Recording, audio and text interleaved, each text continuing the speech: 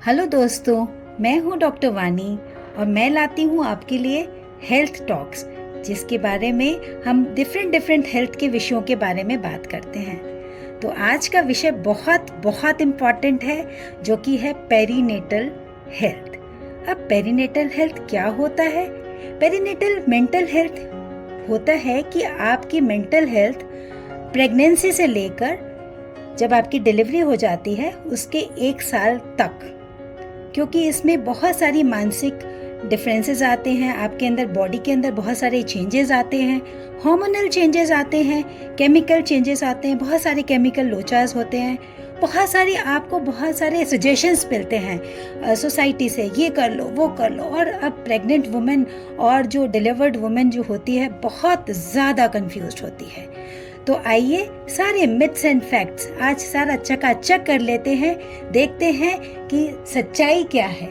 और इसके लिए आज हमारे स्टूडियो में हैं अरुणा जी, डॉक्टर अरुणा अग्रवाल।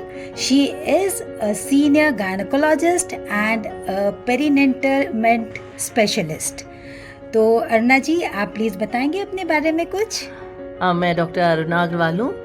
वैसे तो मैं बहुत सालों से, ऑलमोस्ट 30 ईयर्स से ज़्यादा मैं यहाँ पर एज गायनेकोलॉजिस्ट वर्क कर रही हूँ। बट मेरा स्पेशल फील्ड ऑफ इंटरेस्ट है पेरीनेटल पीरियड, जिसको हम, जैसे वानी ने बताया, कि from the pregnancy till 1 year of your delivery उसको लेते हैं। उस टाइम में आने वाले डिफरेंट मेंटल प्रॉब्लम्स और फिजिकल प्रॉब्लम्स के बारे में मैं ज़्यादा इंटरेस्ट लेती हूँ।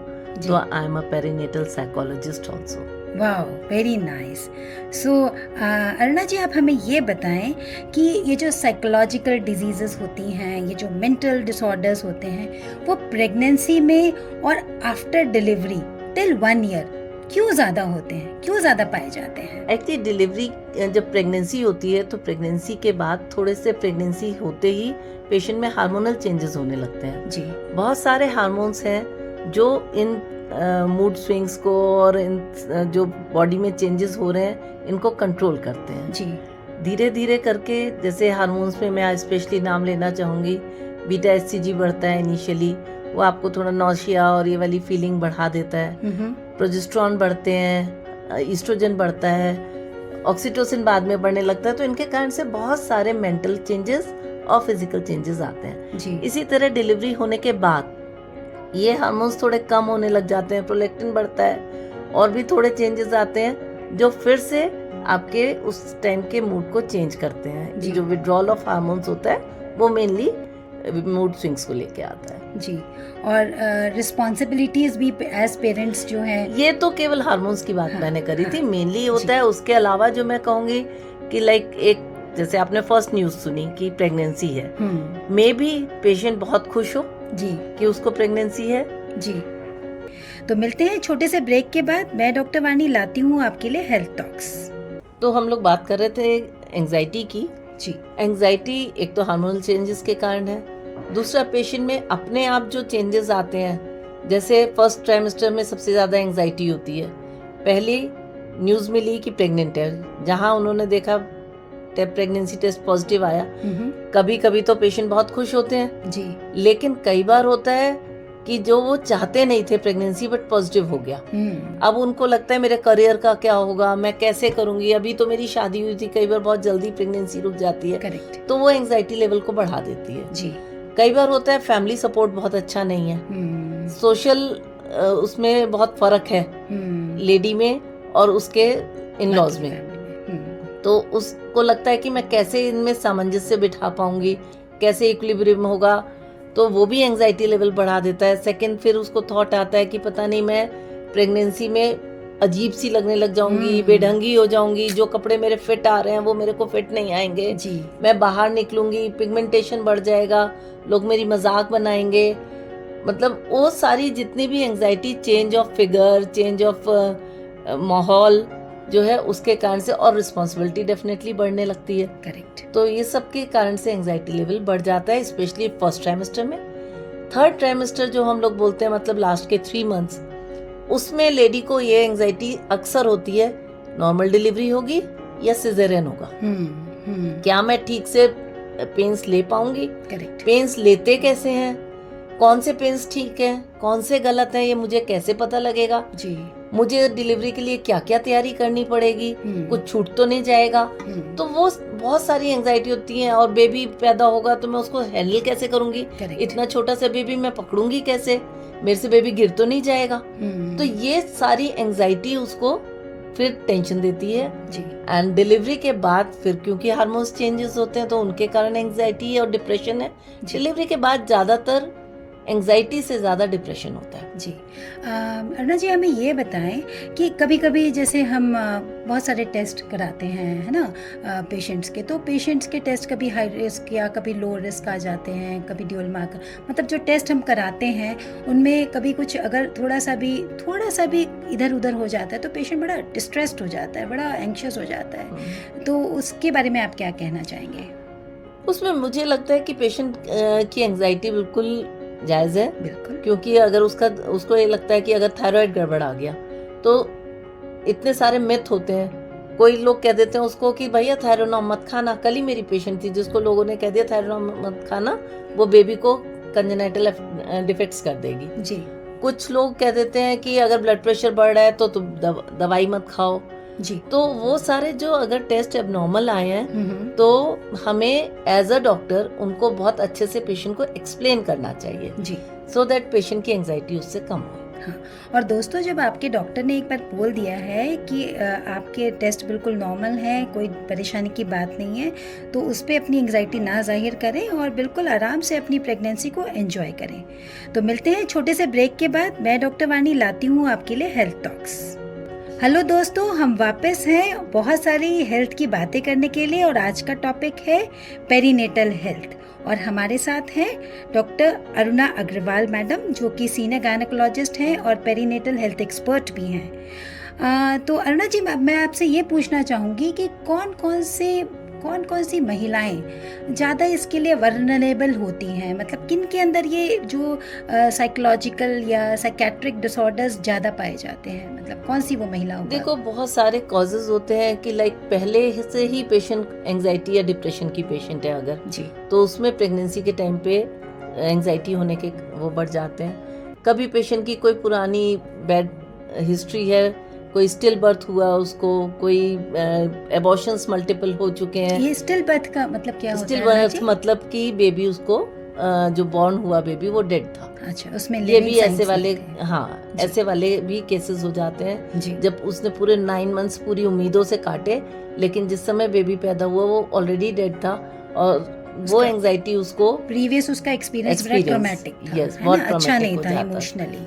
तो और या फिर उसको खुद ही लेबर रूम में कहीं कभी प्रॉब्लम रही है, पेशेंट का जो सोशल एनवायरनमेंट है वो अच्छा नहीं है, उसमें वो सेटिस्फाइड नहीं है जी, या फिर हस्बैंड वाइफ की रिलेशनशिप अच्छी नहीं है, उनकी बॉन्डिंग अच्छी नहीं है, तो वो चाहती है कि पहले मेरी बॉन्डिंग ठीक हो फिर प्रेगनेंसी रुके, बट प्रेगनेंसी रुक गई है। कई बार patient at the verge of divorce बैठी है। करेक्ट। उसे समझ नहीं आ रहा कि मैं इस हस्बैंड के साथ अपनी शादी को कंटिन्यू करूं या अब मैं प्रेग्नेंट हो गई हूं तो मैं प्रेगनेंसी को कंटिन्यू करूं या अबॉर्ट करूं या क्या करूं जी। तो ऐसे वाले जो बहुत सारे सोशल स्टिग्मास आ जाते हैं या इंटरनल डिप्रेशन होता है तो पेशेंट को एंजाइटी लेवल बढ़ जाता है। और क्या ओवरवर्किंग से भी, यानी कि आजकल महिलाएं जो हैं वर्किंग भी कर रही हैं and they see household also, तो क्या इनमें भी ज्यादा पाया जाता है? बिल्कुल वानी, आजकल बच्चे बहुत करियर ओरिएंटेड हो गए हैं जी। तो जब हम अपनी लड़कियों को आजकल पालते हैं तो पहले से कहते हैं बेटा करियर बनाना है, करियर बनाना है। उन बच्चियों की जब शादी होती है तो शादी के बाद प्रेगनेंसी करना उनके लिए एक बहुत बड़ा प्रोजेक्ट होता है और उनको ये डर लगता है कि प्रेगनेंसी हो जाएगी तो मेरा करियर पीछे छूट जाएगा। बिल्कुल सही। ओवरवर्क्ड होती हैं तो पहले ही उनके ऊपर फैमिली का बहुत सारा काम है और ऑफिस का भी बहुत सारा काम है। ऐसे में एक रिस्पॉन्सिबिलिटी और बढ़ना उनको एंजाइटी दे जाता है जी। तो ये ओवरबर्डन्ड हो जाती है लेडीज और they lead to the depression, anxiety sort of things. तो मिलते हैं छोटे से ब्रेक के बाद। मैं डॉक्टर वानी लाती हूँ आपके लिए हेल्थ टॉक्स। हेलो दोस्तों, हम वापस हैं बहुत सारी हेल्थ की बातें करने के लिए और आज का टॉपिक है पेरीनेटल हेल्थ और हमारे साथ हैं डॉक्टर अरुणा अग्रवाल मैडम जो कि सीनियर गायनेकोलॉजिस्ट हैं और पेरीनेटल हेल्थ एक्सपर्ट भी हैं। अरुणा जी, आप ये बताइए हमें अब कि मेजरली किस किस कैटेगरी के हमारे को जो है मेंटल डिसऑर्डर्स या साइकोटिक डिसऑर्डर्स मिलते हैं ड्यूरिंग प्रेगनेंसी या उसके डिलीवरी के बाद 1 साल तक।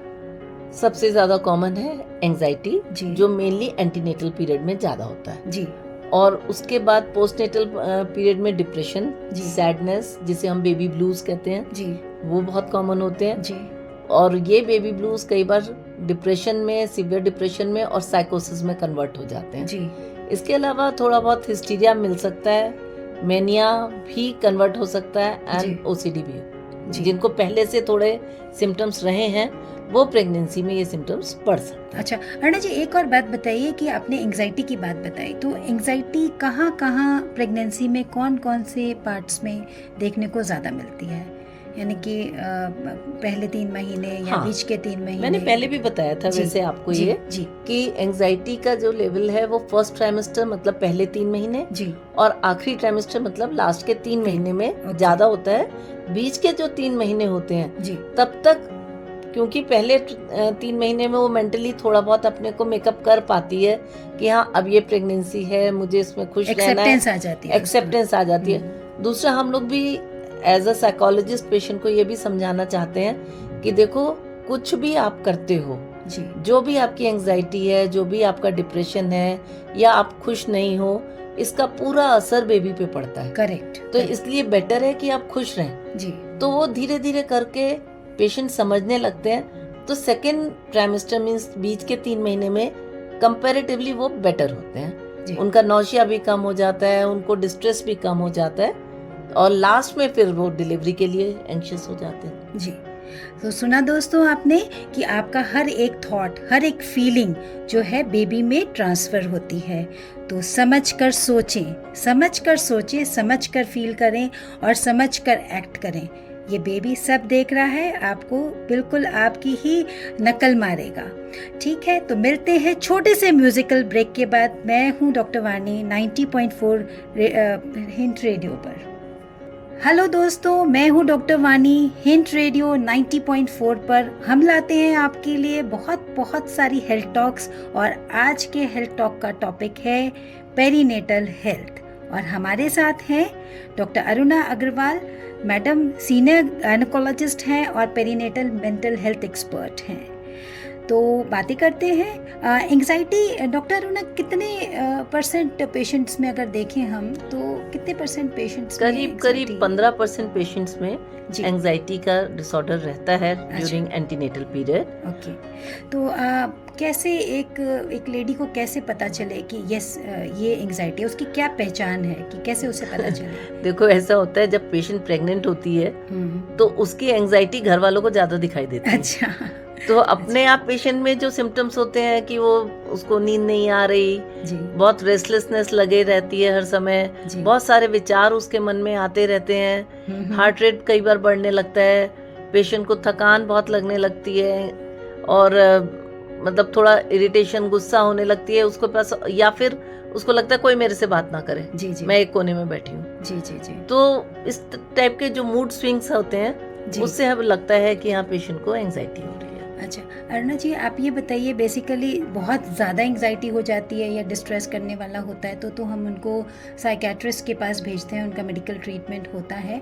बट जो यूजुअल एंजाइटी होती है तो उसको हम किस तरीके से पेशेंट को काउंसिल करते हैं कि? देखो, सबसे अच्छा तरीका होता है कि पेशेंट अपनी एंजाइटी को, जो भी उसके मन में सवाल उठ रहे हैं जी, वो उसके लिए अपना कोई अच्छा साथी ढूंढे जो उसको प्रॉपरली गाइड कर पाए। जी, सबसे अच्छा साथी होती है फैमिली जी, लेकिन हमारे उसमें क्या होता है कि कई बार फैमिली में मेंटल डिफरेंस है तो सोशल वाले लोग आके तेरे को ये हो जाएगा, तूने ये खा लिया तो ऐसा हो जाएगा, ये ठंडा है, ये गर्म है, ये है, तो पेशेंट बहुत कंफ्यूज हो जाती है उन लोगों से भी।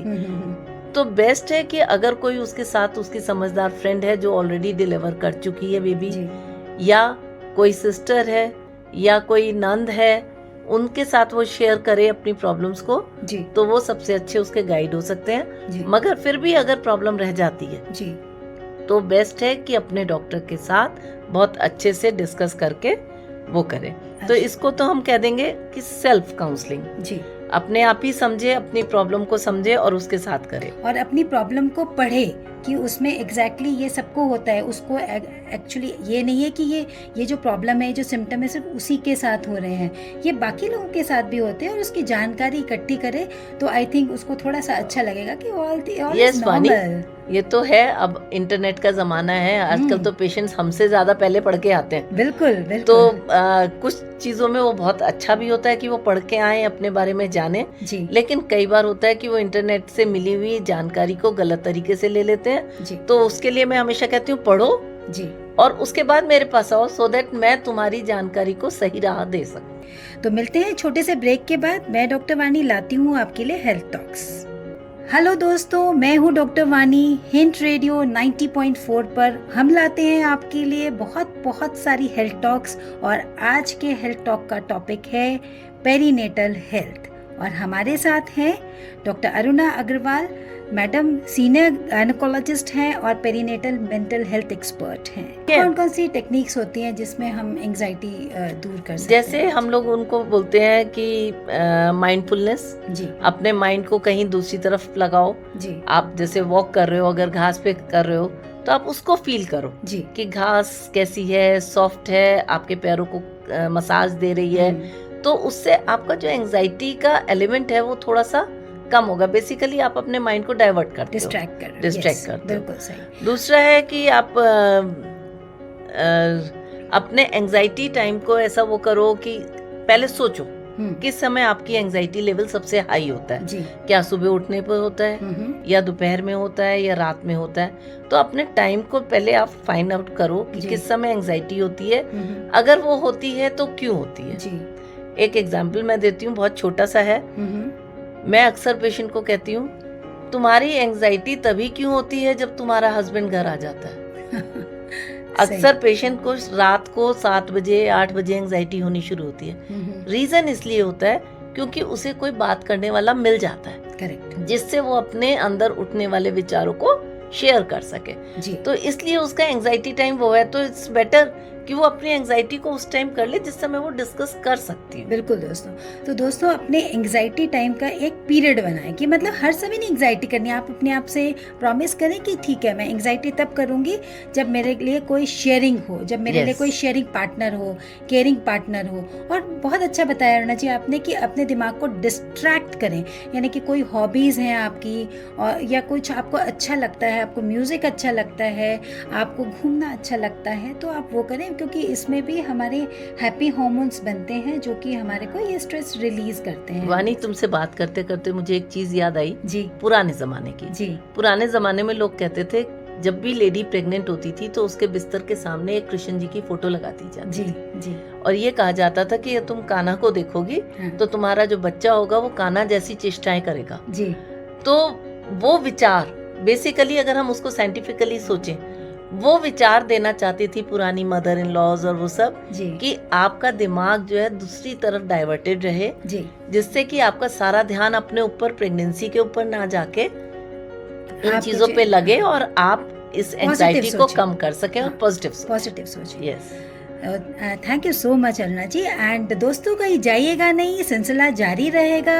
मैं हूँ डॉक्टर वानी, हिंट रेडियो 90.4 पे। मिलते हैं छोटे से म्यूजिकल ब्रेक के बाद। हेलो दोस्तों, मैं हूँ डॉक्टर वानी और मैं लाती हूँ आपके लिए हिंट रेडियो 90.4 पर हेल्थ टॉक्स, जिसमें हम बहुत सारी हेल्थ से जुड़ी बातें करते हैं एक्सपर्ट्स के साथ। और आज का टॉपिक है पेरीनेटल हेल्थ और हमारे साथ हैं डॉक्टर अरुणा अग्रवाल मैम, और जो कि सीनियर गायनेकोलॉजिस्ट हैं और पेरीनेटल मेंटल हेल्थ एक्सपर्ट भी हैं। अरुणा जी, अब आप बताइए कि जैसे डिलीवरी हो जाती है तो मोस्ट कॉमन लोगों को क्या साइकेट्रिक या साइकोलॉजिकल डिसऑर्डर पाया जाता है?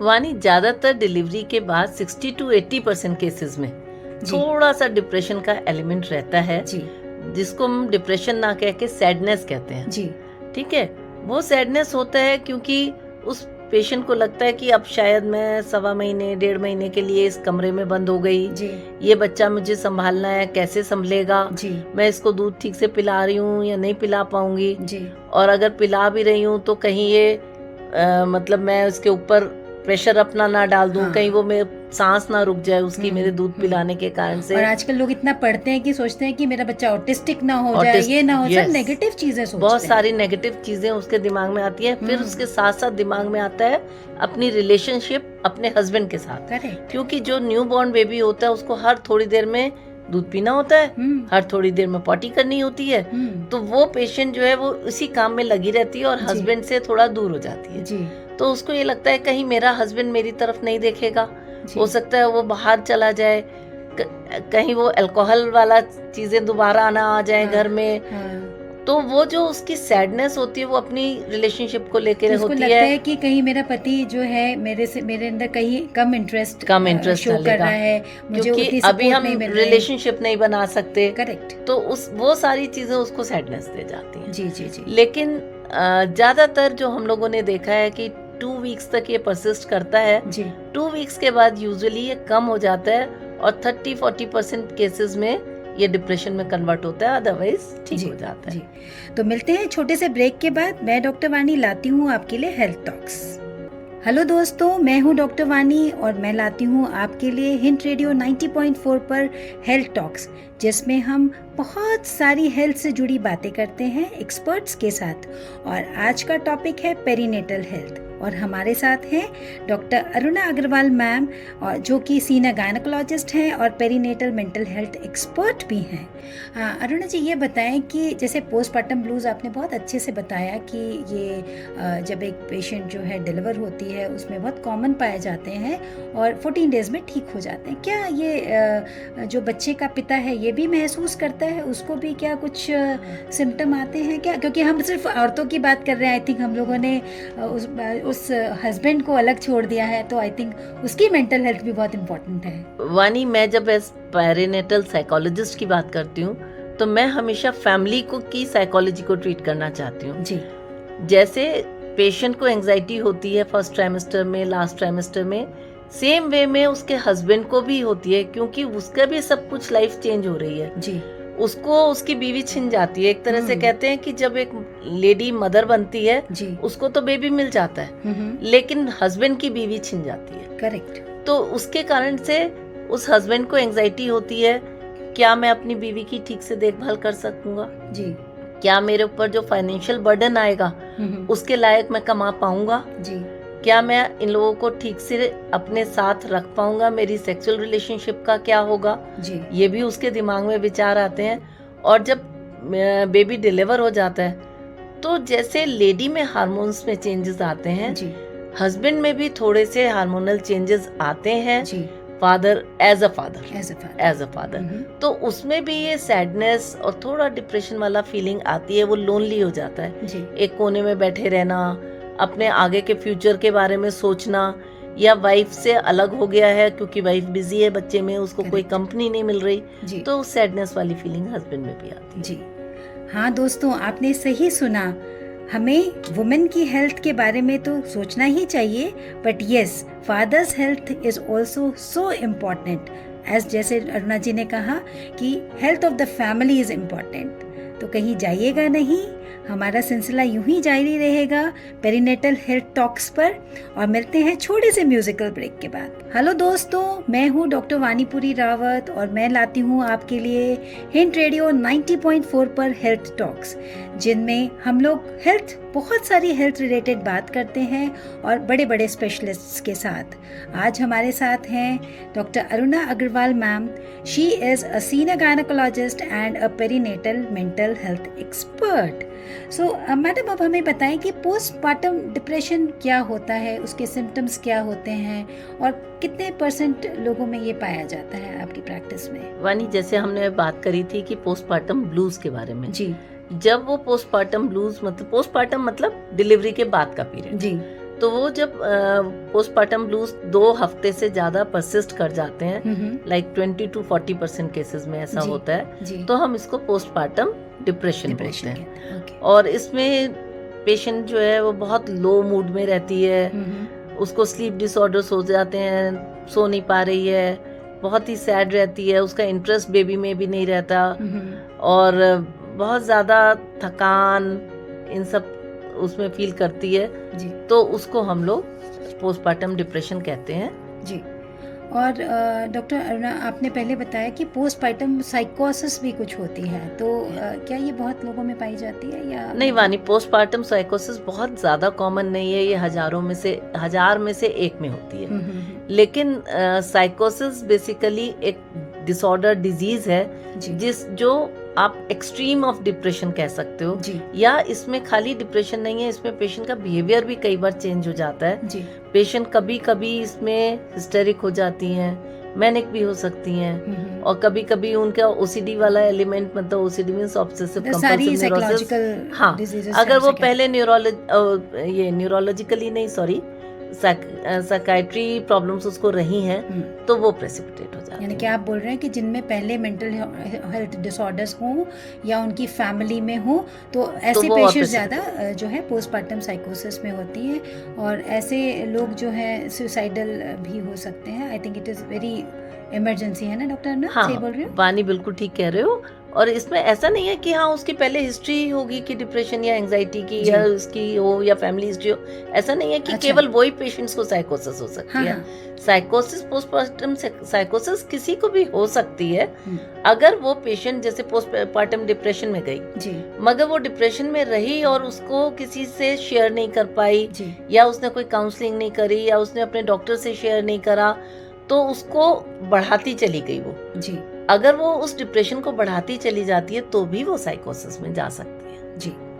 तो दोस्तों कहीं जाइएगा नहीं, हम मिलते हैं छोटे से म्यूजिकल ब्रेक के बाद। हेलो दोस्तों, मैं हूं डॉक्टर वानी और मैं लाती हूं आपके लिए health talks on hint radio 90.4 पर, और आज हम बात कर रहे हैं पेरीनेटल मेंटल हेल्थ पर, और हमारे साथ हैं doctor Aruna Agarwal ma'am. She is a senior gynaecologist and a perinatal mental health expert. तो मैम ये बताइए कि प्रेगनेंसी जब पोस्टपार्टम हो जाता है या ड्यूरिंग प्रेगनेंसी, क्या ये मेनिया, जैसे कि मेनिया देखा जाता है क्या? मतलब मेनिया इतना कॉमन नहीं है कि जो हम एसोसिएट करें कि पोस्टपार्टम, जैसे मैंने कहा कि 1000 में से एक केस होता है जो साइकोसिस में कन्वर्ट होता है। बट मेनिया के बारे में अगर बात करें तो मेनिया एक डिजीज है जो साइकाइट्री प्रॉब्लम होती है। इसमें पेशेंट जो है बहुत ही हैप्पी मूड में या अग्रेसिव मूड में रहता है, और जैसे हाई एनर्जी वाला मूड, और उसमें वो ये भी हो सकता है कि अक्यूट मेनिया बीच बीच में डेवलप हो जाता है, जो कुछ महीनों के लिए, हफ्तों के लिए वो पेशेंट उसी फेज में रह जाता है। उस समय वो एग्रेसिव भी हो जाता है, कई बार वो इसको फील करता है कि मैं तो राजा हूँ और मेरे से ज्यादा बड़ा कोई नहीं है, और उस फेज में, जब वो एक्यूट फेज में है तो कई बार वो अपने उस राजा वाले या बहुत बिग अपने को सोचने के उसमें बहुत सारे गलत डिसीजन ले लेता है। जैसे उसको लगता है कि मैं तो कोई भी काम कर सकता हूँ, आई एम अ सुपरमैन। ओके, तो वो कई बार, जैसे मैं एग्जांपल दूंगी कि वो जंप कर गई ये सोच के कि मैं तो सुपरमैन हूँ, मुझे तो कुछ होगा ही नहीं, और उन्होंने छलांग लगा दी एंड डेथ हो गई। तो ये मतलब आप बताना चाह रहे हैं कि बड़े हाई रिस्क बिहेवियर्स हो सकते हैं इसमें। मेनिया में क्या स्लीप डिसऑर्डर्स भी हो सकते हैं? यस, ऐसे वाले पेशेंट्स, अक्सर मेनिया वाले पेशेंट्स वो होते हैं जो सोते नहीं है, तो उनके स्लीप डिप्राइवेशन के कारण से उनके हार्मोन्स इतने बढ़ जाते हैं, नॉरएड्रेनालिन होता है जो इस सबको बढ़ाता है, जिसके कारण से इस तरह का एलिवेशन ऑफ मूड सारा टाइम एक्टिव रहता है। बिल्कुल। अच्छा डॉक्टर, ना थोड़ा सा हमें बताएं कि ओसीडी के बारे में। आजकल बहुत सारे पेशेंट्स आते हैं ओसीडी के, तो प्रेगनेंसी में क्या ओसीडी मिलता है या कितने % में मिलता है, या बहुत कॉमन होता है, या थोड़ा सा? देखो, प्रेगनेंसी का अगेन आई विल से कि ओसीडी एक अलग बीमारी है जी। अगर किसी को पहले से है जी तो फिर वो प्रेगनेंसी में बढ़ सकती है जी। लेकिन ओसीडी होना, जैसे ओसीडी को हम कहते हैं, ये फैमिलियल होती है जी। अगर मेरे फादर को है या पीछे किसी को भी रही है तो उसका चांसेस होते हैं कि किसी लेडी में आ जाए जी। लेकिन ओसीडी में एक पेशेंट को एक रिपीटेटिव बिहेवियर करने की आदत पड़ जाती है, कभी उसको लग गया कि उसको अपने को या अपनी फैमिली को भी या अपने बेबी को जी। अगर जर्म्स से बचाना है तो वो लगातार अपने हाथ धोना शुरू कर दिया, या उसने बच्चे को हाथ धुलवाना, बच्चे को बार बार नहलाना शुरू कर दिया, जो उसके लिए डेंजरस हो सकता है बच्चे के लिए। और कभी उसको लगता है कि नहीं यहाँ गंदगी है, ये मेरे फैमिली को इसके कारण से बीमारी ना हो जाए, तो वो जगहों को साफ करने लग जाती है। तो मतलब ये बीमारी है, न्यूरोसिस है, और इसके लिए हमारे को एक मेंटल हेल्थ एक्सपर्ट के पास जाना ही चाहिए। और हमारे को श्रोताओं को ये भी बताना है कि फैमिली मेंबर्स भी देखें कि अगर आपके घर में भी कोई है तो प्लीज़ एक जो है हेल्थ इंस्टीट्यूट में ज़रूर जाएं और मेडिकल हेल्थ ज़रूर लें। मैं हूँ डॉक्टर वानी और मैं लाती हूँ आपके लिए हेल्थ टॉक्स। मिलते हैं छोटे से ब्रेक के बाद। हेलो दोस्तों, मैं हूं डॉक्टर वानी और हिंट रेडियो 90.4 पे मैं लाती हूं आपके लिए हेल्थ टॉक्स। और आज की हेल्थ टॉक का विषय है पेरीनेटल हेल्थ। हमारे साथ हैं doctor Aruna Agarwal ma'am. She is a senior gynaecologist and perinatal mental health expert. Aruna ji, आप हमें बताएं कि व्हाट एग्जैक्टली हिस्टीरिया बहुत नाम सुनने में आता है, तो हिस्टीरिया का मतलब क्या मतलब होता है और इस किस वर्ग में ज़्यादा पाया जाता है? वानी, हिस्टीरिया सबसे ज़्यादा कॉमन होता है फीमेल्स में और थोड़ा सा लोअर सोशियो इकोनॉमिक, कम एजुकेटेड लोगों में जी।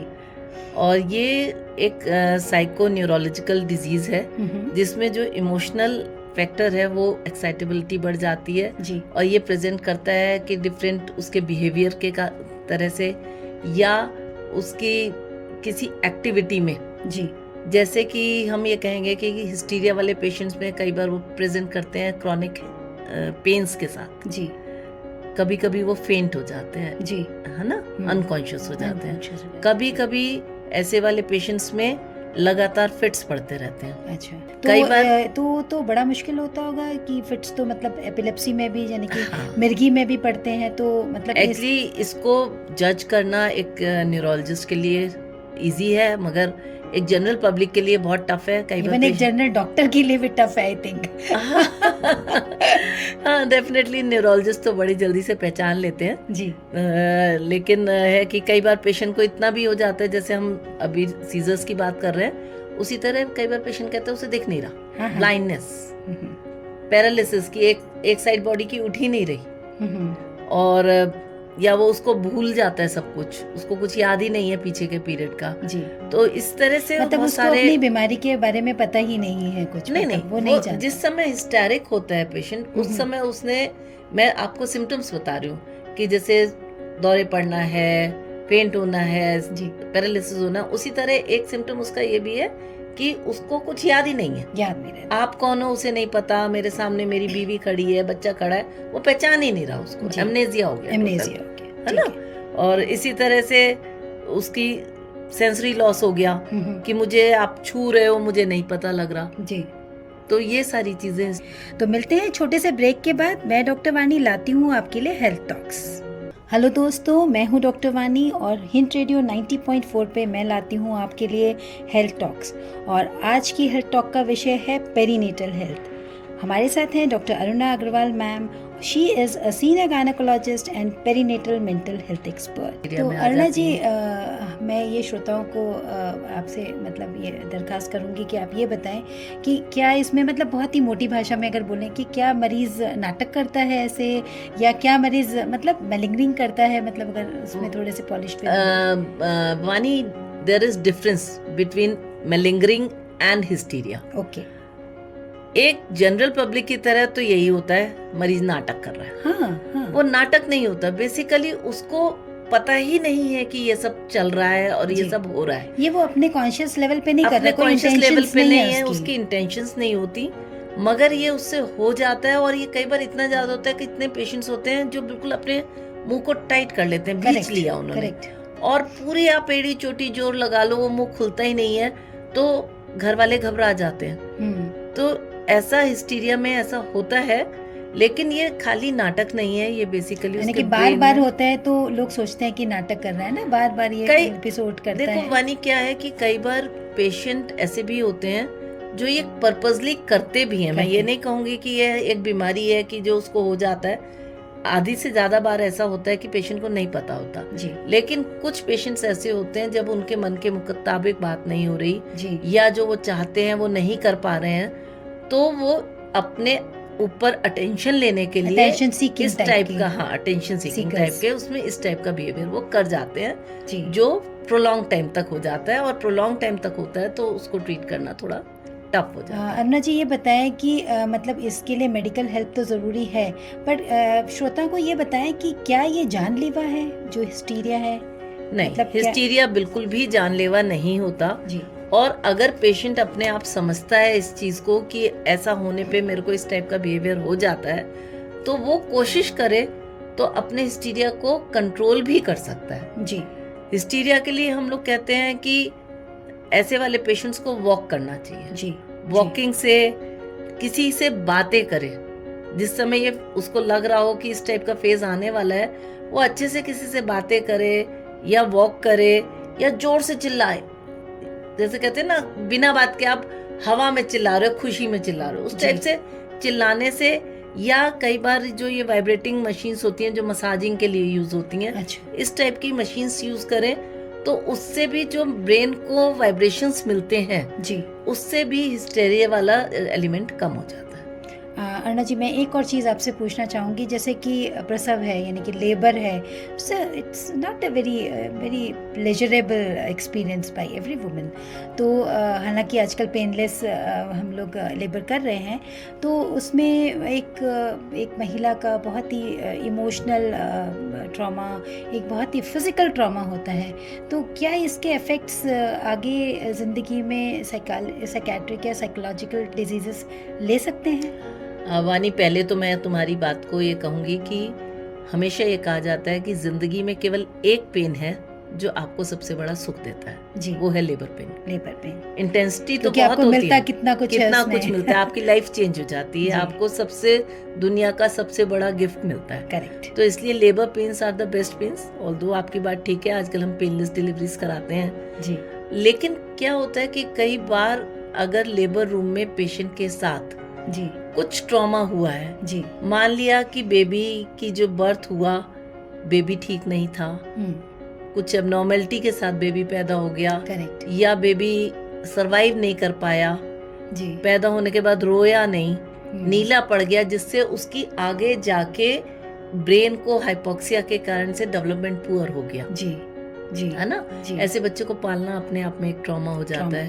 करेक्ट या लेबर रूम में कहीं किसी स्टाफ ने या किसी डॉक्टर ने उसको उस समय आउट ऑफ एंजाइटी थोड़ा डांट दिया अगर पेशेंट बहुत चिल्ला रही होती है कई बार हम कहते हैं चुप हो जाओ तो वो पेशेंट कई बार दिल से लगा लेती हैं और वो ट्रॉमा उनके साथ चलता रहता है और ये ट्रॉमा आगे चलकर उनको एक ट्रॉमेटिक डिप्रेशन को कॉज कर सकता है। जब वो सेकंड टाइम प्रेग्नेंट होती हैं तो ये ट्रॉमा एक बहुत बड़ा कॉज होता है जो उनको कैरी फॉरवर्ड करता है मतलब उनको बार बार उस चीज़ की याद आती है और फ्लैशबैक करता है ये सारी चीज़ें। ठीक है अरुणा जी तो दोस्तों आज हमने कितना कुछ नई चीज़ें सीखी हैं कि पेरीनेटल मेंटल हेल्थ के लिए। दोस्तों अगर आपको प्रेगनेंसी के दौरान या आफ्टर डिलीवरी अगर आपको कोई भी प्रॉब्लम लगे कि नहीं समथिंग इज़ गोइंग रॉन्ग कुछ मेरे साथ प्रॉब्लम है तो हर समय एक डॉक्टर की हेल्प सीख करिए। आप जाइए एक मेडिकल हेल्प की आपको बहुत ज़रूरत है। और आप दूसरा पॉइंट है कि आप अपने साथ बहुत कंपैशनेट रहिए अपने को भी प्यार करिए बच्चे को भी प्यार करिए सेल्फ केयर रखिए और अपने थॉट्स के ऊपर अवेयरनेस रखिए यानी कि आपके थॉट्स जो हैं वो पॉजिटिव थॉट्स होने चाहिए उसमें नेगेटिविटी कहीं नहीं होनी चाहिए क्योंकि negative thoughts can affect your baby during pregnancy and after delivery also. जैसे डॉक्टर अरुणा मैम ने बताया कि हमें ब्रीदिंग टेक्निक्स यूज़ करनी चाहिए मेडिटेशन करना चाहिए एक्सरसाइज करनी चाहिए और माइंडफुलनेस ग्राउंडिंग टेक्निक्स करनी चाहिए। सो ये थर्ड पॉइंट है तो इसे बहुत यूज़फुल पॉइंट है और इसको अमल करें। तो मिलते हैं छोटे से ब्रेक के बाद। मैं डॉक्टर वानी लाती हूँ आपके लिए हेल्थ टॉक्स। हेलो दोस्तों मैं हूँ डॉक्टर वानी और हिंट रेडियो 90.4 पे मैं लाती हूँ आपके लिए हेल्थ टॉक्स और आज की हेल्थ टॉक का विषय है पेरीनेटल हेल्थ। हमारे साथ हैं doctor Aruna Agarwal ma'am. She is a senior gynaecologist and perinatal mental health expert. एक पॉइंट और है वानी जी जी अपनी प्रॉब्लम्स को डिस्कस करिए, ओपन रहिए। हाँ, ओपन रहिए। अपने दिमाग में मत बिठाते जाइए कि ये मेरे ये हो रहा है, ये हो रहा है। हाँ। आप जब तक डिस्कस नहीं करेंगे तब तक आपको राइट और रॉन्ग पता ही नहीं लगेगा। क्योंकि अरुणा जी, ये कहीं पे भी जो मेंटल हेल्थ है ना, कहीं पे भी आप किसी साइकेट्रिस्ट या साइकोलॉजिस्ट के चेंबर में पाए जाते हैं तो ये एक स्टिग्मा है, मुझे लगता है। कोई पसंद नहीं करता है अपने आप को वहाँ पाया जाना। अब तो टाइम बहुत चेंज हो गया, लोग जाने लगे हैं ओपनली। राइट। अदरवाइज एक टाइम था कि अगर कोई जा रहा है साइकियाट्रिस्ट के पास तो लोग, जो आसपास के लोग हैं, वो कह देते थे पागलों के डॉक्टर के पास जा रहा है, ये पागल हो गया। हाँ, बिल्कुल। और वो एक स्टिग्मा की तरह बहुत वर्क करता था। तो ये स्टिग्मा नहीं है दोस्तों, ये आपकी हेल्थ है। So mental health comes first. Mental health ठीक है तो आपकी फिजिकल हेल्थ भी ठीक रहेगी। और नए नए स्किल्स सीखिए अपने प्रेगनेंसी के बारे में और पोस्टपार्टम पीरियड के लिए, उसके लिए जानिए। प्रीनेटल क्लासेस भी होती हैं आजकल, आपके डॉक्टर्स आपको सब कुछ बता सकते हैं, उसके बारे में सीखिए। और last but not the least, अपना एक बहुत अच्छा सपोर्ट सिस्टम जो है वो एस्टैब्लिश करिए। सपोर्ट सिस्टम आपकी सोसाइटी से बन सकता है, आपकी फैमिली से बन सकता है, आपके नियर एंड डियर हस्बैंड से बन सकता है। So good support system, delegate the responsibilities. आप अपनी रिस्पॉन्सिबिलिटी सिर्फ खुद ना करें, डिवीजन ऑफ वर्क करें। जो आप पहले करते थे वो आप अपने हस्बैंड को भी दे सकते हैं। Split the working. So this is a message and thank you doctor Aruna, आप आए। और एक सिंगल मैसेज हमारे श्रोताओं के लिए आपके द्वारा। मेरे द्वारा यही मैसेज रहेगा कि जो प्रेगनेंसी टाइम है और डिलीवरी के बाद का टाइम है वो आपके लिए सबसे अच्छा, सबसे सुखमय टाइम है। ऐसे में आप इन गलत विचारों को अपने ऊपर हावी ना होने दें। जी। अगर ऐसा कुछ लगता है तो उससे अपने फैमिली मेंबर्स या डॉक्टर से शेयर करें। जी। मेडिटेशन इसमें आपको बहुत हेल्प करता है। डीप ब्रीदिंग एक्सरसाइजेस बहुत हेल्प करती हैं। आप अगर योगा करते हैं तो प्रेगनेंसी में बहुत कम से योगा होते हैं जो हम फर्स्ट ट्राइमेस्टर या लास्ट ट्राइमेस्टर में अलाउ करते हैं, तो डॉक्टर की गाइडेंस के अंडर योगा करिए। जी। और अपने आप सेल्फ को मेडिकेशन ना करें। खूब अच्छे से खाएं पिएं और अपना और अपने बच्चे का और अपनी फैमिली और हस्बैंड का ध्यान रखें। बिल्कुल सही। तो दोस्तों, फिर मुलाकात होगी हेल्थ टॉक्स में। दूसरे नए शीर्षक लाएंगे आपके लिए। सुनने के लिए बहुत बहुत धन्यवाद।